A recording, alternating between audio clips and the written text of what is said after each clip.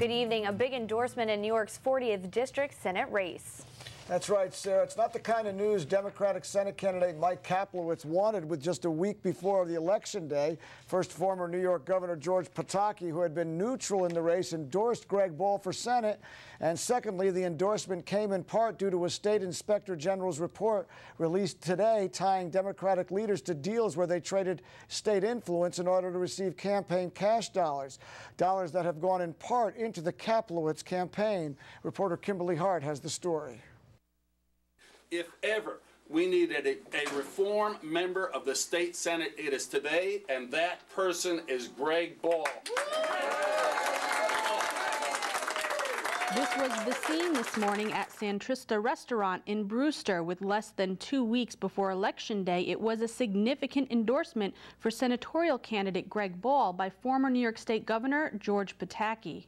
Well, I think if ever the people of this state saw the need to change Albany, we've known it's been an embarrassment and dysfunctional, but today we know it is also criminal. The leadership of the state Senate has now been shown to have been engaged in one of the largest bid rigging problems in the history of this state. This endorsement comes on the heels of today's report that claims Ball's opponent, Michael Kaplowitz, received large amounts in tainted campaign contributions. We're talking about bid rigging, one of the worst corruption scandals that New York State has ever seen, and sadly this may be the tip of the iceberg.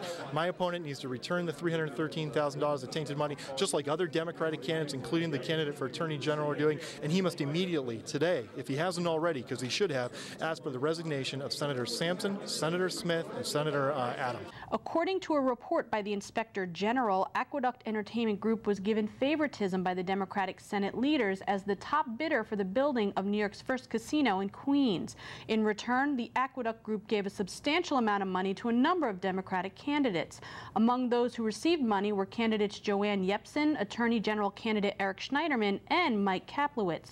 Yepsen and Schneiderman have announced they would return the money. This is a Democratic-appointed Inspector General, and even the Democratic candidate for Attorney General is returning these dollars. So my opponent has accepted over $313,000, not according to me, but according to the New York State website and according to this Inspector General, of tainted campaign dollars. He needs to return it just like his other Democratic colleagues are doing. A lot of people just think, well, Albany's an embarrassment, and it is, and Albany's dysfunctional, and it is, but now they say that it's corrupt. And it's not just the press talking about some corrupt activity, it's politicians stealing from the public by bid rigging a multi-billion-dollar contract.